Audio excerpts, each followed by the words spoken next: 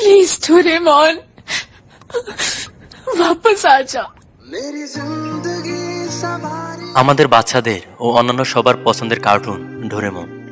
কিন্তু জানেন কি, ডোরেমন নির্মিত হয় একটি মর্মান্তিক সত্য ঘটনা অবলম্বনে। মূলত জাপানের এক শহরে নোবি পরিবার থাকতেন। তাদের একমাত্র ছেলে নোবিতা, যে ছোট থেকেই শারীরিক এবং বুদ্ধিমত্তার দিক দিয়ে খুবই দুর্বল ছিল, যার কারণে স্কুলে সবাই তাকে নিয়ে মজা করত। বেশি বিরক্ত করত জিয়ান ও সুনিও। কিন্তু সিজুকা একমাত্র নোবিতার বন্ধু ছিল। একদিন সিজুকার পরিবারে ট্রান্সফার হয়ে যায় অন্য শহরে। তার আগে নোবিতা একদিন খেলতে গিয়ে একটি নীল রঙের অদ্ভুত বিড়াল দেখতে পেয়েছিল।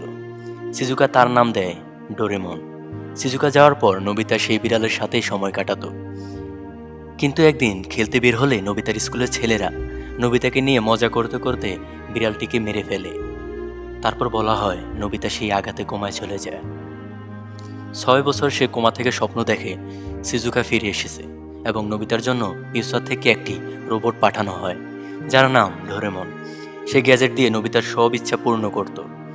নোবিতা আর দুর্বল ছিল না, কিন্তু কোমা থেকে জেগে নোবিতা যখন জানতে পারে এসব স্বপ্ন ছিল, তখন সে আরও ভেঙে পড়ে। তার বিশ্বাস ডোরেমন আছে, আসলে বাস্তবে নেই। এটা সহ্য করতে না পেরে নোবিতা সুইসাইড করে এবং সুইসাইডের পূর্বে সে ডায়েরিতে তার স্বপ্নে দেখা স্বপ্নগুলো লিখে যায়, যার ভিত্তিতে লেখক পুজিও ডোরেমন কার্টুন নির্মাণ করেন। কোথাও কোথাও বলা হয় নোবিতা সুইসাইড করেন, কোথাও চলে গিয়েছিল এবং তার বিড়াল মারা যাওয়ার পর সে এক ধরনের রোগে আক্রান্ত হয়, যে রোগে মানুষ যা কল্পনা করে সেটাই সত্য মনে করে। তার কল্পনাতেও ছিল ডোরেমন।